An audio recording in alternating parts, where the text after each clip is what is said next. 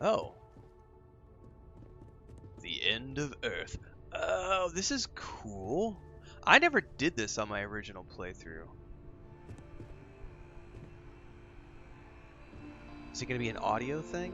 In 2150, humanity learned the Earth's magnetosphere would collapse sometime in the next half-century, eliminating all life on the planet.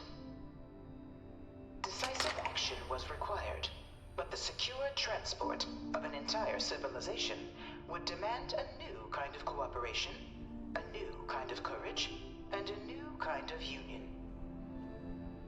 Thus, in 2159, the United Colonies were formed to make that journey possible.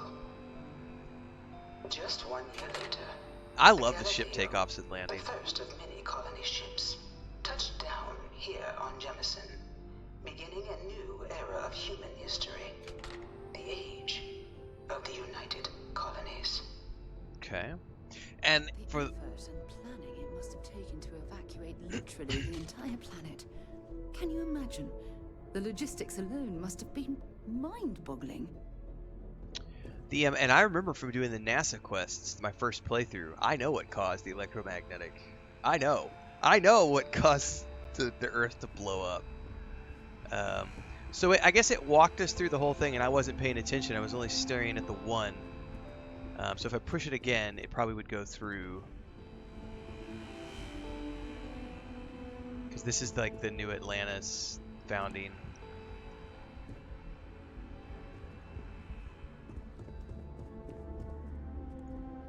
Factions rise. Probably start here, I'm assuming. From their foundation, the United Colonies strove to provide all their citizens with opportunity, security, and peace. But there were those among the UC that still wanted something more. Independence. So in 2161, the UC issued the Centaurus Proclamation, granting UC citizens the right to settle distant worlds. What caused it, Hemp says? And form their own sovereign powers. I'd hate to spoil it. For the first new faction, the Free Star Collective, Let's just say was formally organized scientists in doing 2188, scientific later followed things. by House Varun, revealing themselves to the universe in 2230. The result of the Centaurus proclamation has always left me torn. So much conflict arose as a result. Was it worth it?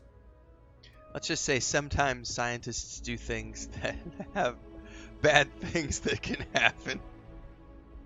What does this do? I don't know. Let's throw this into the mix and... Oh no, wormholes! Ah! It was only in 2230 that the faction known as House Varun first made contact with the rest of the settled systems. Founded by the passengers of a colony ship that had left New Atlantis and disappeared 4 decades earlier, House Varun was a faction unlike any other. Okay. A theocracy dedicated wholly to the beliefs of its isolationist founder, Janan Varun. House Varun initially made overtures of peace towards the rest of the settled systems. They claimed their only intention was to spread the word of their Hold god, that thought, Hemp Mind, because I'm the pretty Great sure... Serpent. I'm pretty But sure... none Let me go to could have YouTube. guessed that this worship Pretty sure I might take recorded the an form episode of a bloody around that, war, so I can actually drop the the link in here, Serpent's and Crusade. you can go watch it without me spoiling it for anybody on the stream. Hang on. I'm like 90% sure I recorded a video around this from my first playthrough.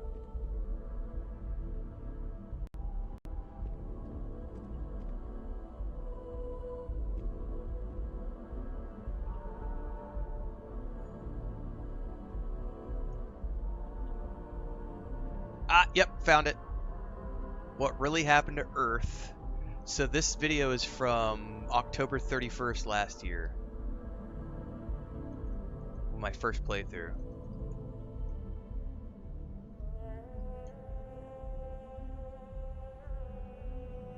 So I just dropped the link in Twitch chat there for you. I don't remember the exact details, but I know it's sciencey stuff.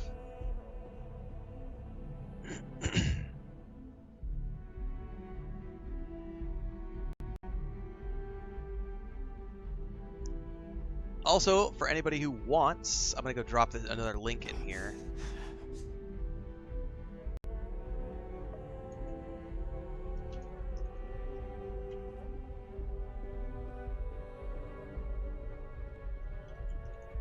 For those who haven't watched my reaction trailer this morning, Dune Prophecy dropped its teaser trailer yesterday, and it looks absolutely phenomenal. And I just did a reaction video around it this morning. I dropped a link in chat for anybody who wants to go watch it at your leisure. I need to eat and drink because I'm malnourished.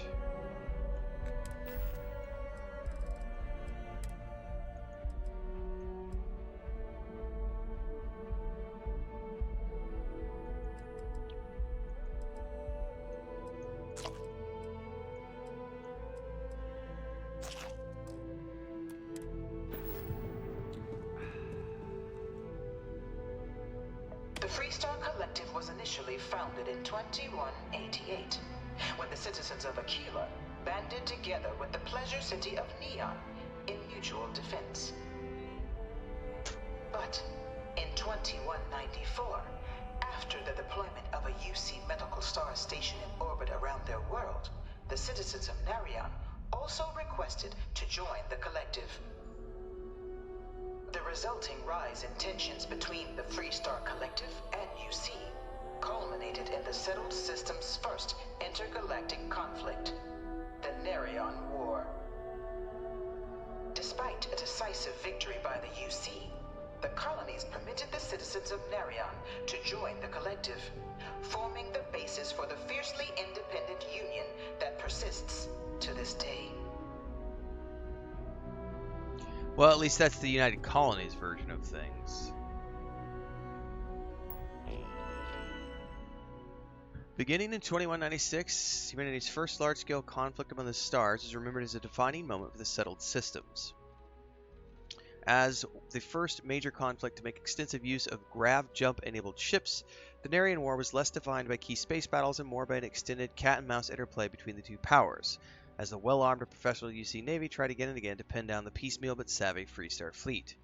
Unable to strike the killing blow, the UC resorted to ever more severe tactics to try and drive the collective to capitulate, but without success. In fact, after many long years of war with little to show for it, even the populace of the UC itself began to turn against the cause, with protests roiling even New Atlantis, the citizenry demanding the war finally come to a humane close. So when at long last the final blow was struck, with the UC Navy finally cornering and obliterating the Freestar fleet in 2216, it was a hollow victory. It was from the resulting negotiations, the Treaty of Narion, that the settled systems as we know them today emerged, both literally and figuratively.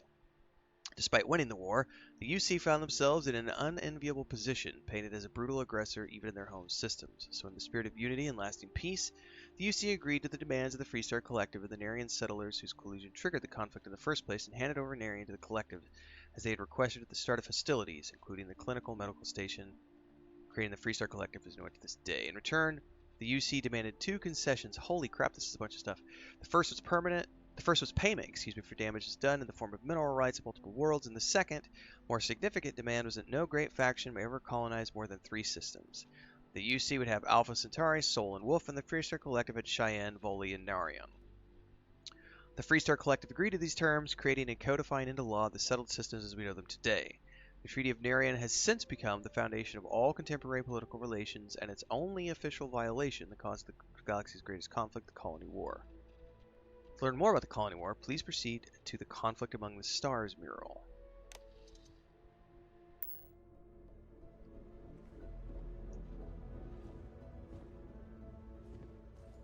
Beginning in 2240, House Varun forces declared all-out war on the rest of human civilization, initiating the Serpent's Crusade. Over the next 23 years, thousands of Freestar, UC, and independent souls were killed by agents of House Varun in the name of their serpent god. It was only with the death of their founder in 2263 and the succession of his heir Jarek that House Varun finally sued for peace. There remained, however, select members of House Varun who refused to recognize the cessation of hostilities their leaders established. Even after House Faroon's mysterious disappearance, these zealots remain a threat to all who encounter them. Their pacification, a goal of all space. Right. Oh. Look at the back! Look at the back! Alright, conflict among the stars. Of the many conflicts between the galaxy's factions, none was more brutal than the recent colony war between the UC and the Freestar Collective. Set off by the unauthorized Freestar colonization of Vesta's Pride in 2308, a direct violation of the Nerion Treaty, the colony war spread quickly across the galaxy. Both sides deployed every tool at their disposal.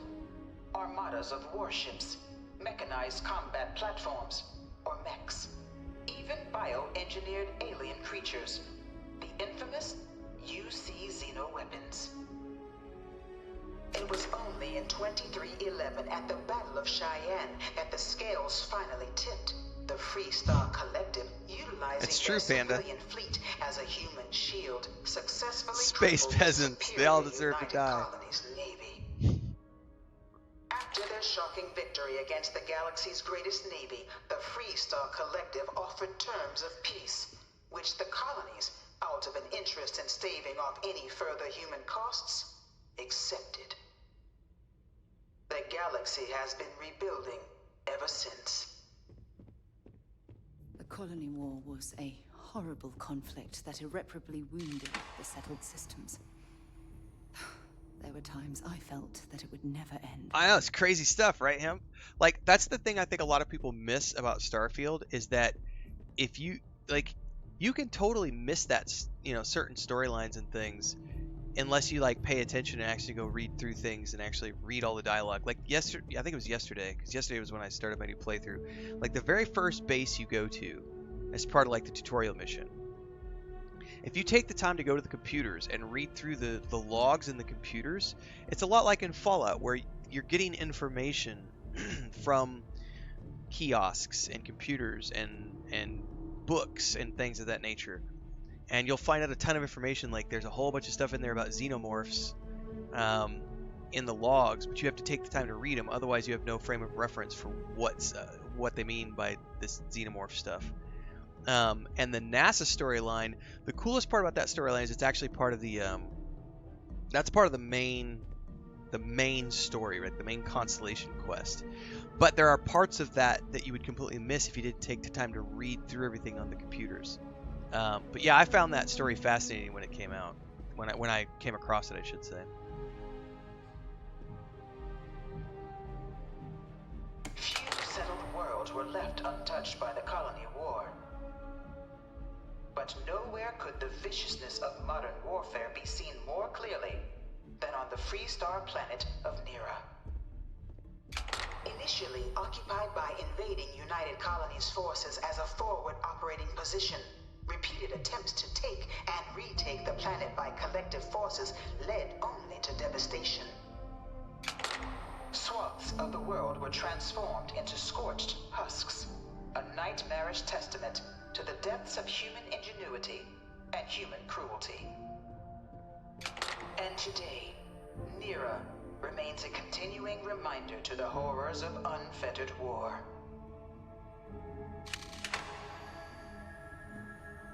Look at that mech, baby. Look at that beautiful, beautiful machine. I want to fly around in a mech. Titanfall 2, man. What a great game. Look at that. That right there, ladies and gentlemen. This thing's like an artist's rendition, right? No animal can be this ugly in real life. Oh no, that's a real thing. All 4 of my last science papers have been on terramorphs.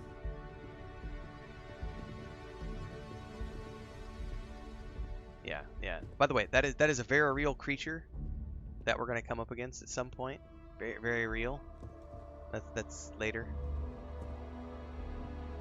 In the midst of the colony war, a different kind of tragedy struck the UC city of Londinian. Excuse me. A newly constructed but critical supply center for the United Colonies war effort Londinian found itself overrun by one of the galaxy's most mysterious predators, the Terramorph. Oh, did I call it the Rare but Xenomorph? I meant pervasive threat Terramorph. to all human-settled worlds, Terramorphs swept over the city, seemingly out of nowhere, on a scale never before seen in recorded history. Valiant efforts by the UC military slowed the onslaught, but the creatures proved unstoppable. Would you like to know more? Ultimately, the decision was made to destroy the Londinian spaceport, sealing off the city, the outbreak, and its citizenry from the galaxy at large. The tragedy of Londinian is mourned by the UC to this day. Goddamn bugs! I bring her here almost every day to stare at this thing. Dad wanted me to apply for the administration track at school, but I'm going to be a xenobiologist. It's science division or nothing. Science division or nothing, brah. Dude, this is massive. I had no idea that there was this much to listen to. This is like, we went to, I think it was, where did we go? Chris and I were speaking at a conference in Huntsville, Alabama. I think it was 2018, like summer of 2018. We went to Huntsville to do the conference. We were there, and we were there with the tourism board, working with them, and they took us to the NASA facilities in Huntsville, Alabama, because they have a major NASA facility there, and you could go through, and they've got like all these spacesuits and things. Like actually, Richard Garriott's spacesuit is in that location from when he went to when he spent those $30 million or whatever and went to space, and his dad's spacesuit is there as well. It was fascinating because this reminds me a lot of going through the NASA. I've only ever been to the one NASA facility, and that's the one in Huntsville, and this reminds me a lot of that, the way they've got everything laid out. After the devastation wrought by the Colony War, the UC and the Freestock Collective came together to ratify a treaty that became known as the Armistice. Both sides agreed to a vast reduction in standing forces. Speaking of cutting something out, I should cut this whole section out as like, would be outlawed. this will be its own separate video. All related research was sealed away, accessible only in cases of dire emergency. But the collective had another demand. Like the history of the United that Colonies. The active commanders of the UC military stand trial for their actions. The United Colonies, in the interest of peace and galactic security, agreed. In 2311, 3 United Colonies senior officers were found guilty. Commander Henry Durant, General Indira Rastogi, and Fleet Admiral Francois Sanon, known better as Ve Victus. And All were sentenced to death Victoria! for their actions, bringing the colony war to a close and returning Sorry, I'm just peace thinking about to the watching galaxy Fallout at last long night with Chris. last. I was a strong supporter of the armistice. All of the terrible weapons that both sides used against one another. It had to end. Oh, excuse me. Okay, so this is like, what do we got here? By order. God, can I zoom in on that? Because that's way too tiny. No, don't jump up on top of there. By order of the Armistice, Article 13-61A, there shall be established a central archive guarded by 3 parties: the Freestock Collective, House of Arun, and the United Colonies, for the collective protection of all knowledge, research, and documentation depicting, describing, or in any way related to technologies and mechanisms banned by this armistice, and shall be governed by the following laws. Access to all information in this archive will be mutually managed by all 3 parties. Access is only permitted by unanimous agreement of authorized factional representatives.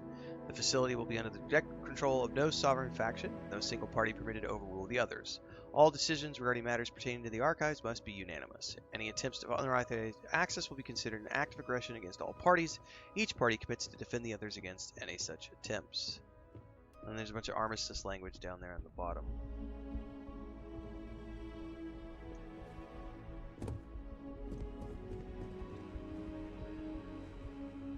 Another day, another shift. Oh wow. Look at those ships, man.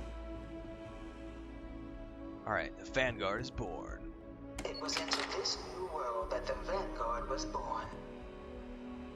An official branch of the UC Navy, the Vanguard is the United Colonies Volunteer Fleet, serving a myriad of security, A volunteer logistical, fleet. and reconnaissance roles.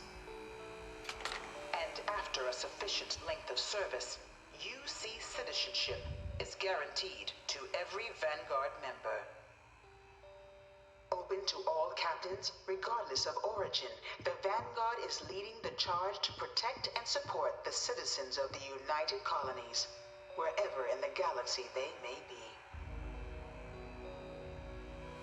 Very cool. So that's their like recruitment thing. Dude, that helmet is ridiculous. That vessel's pretty cool though. Like an older variation of the Frontier I'm flying.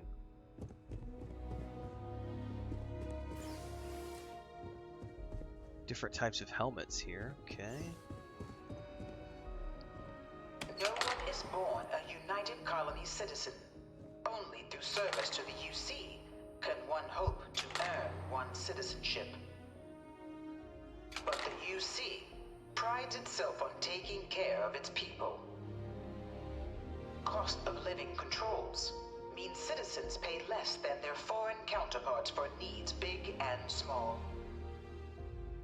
All citizens are issued a grant upon joining to get themselves on their feet. And only UC citizens have the opportunity to purchase property, getting the chance to live in one of the most beautiful cities in the settled systems. Does that mean I can buy an apartment on By New joining Atlantis? the Vanguard today, you too can begin earning your place here, in the heart of galactic civilization, as a citizen of the United Colonies. So I think that is in essence, yeah, because the elevator's about to take us down. So this is just in essence, this is a kind of like a museum display covering everything related You know it was some UC to the history of humanity, essentially in space. That's pretty impressive, like, because we started with the kiosk. This is the recruit registration, Vanguard orientation hall. Really cool stuff, man.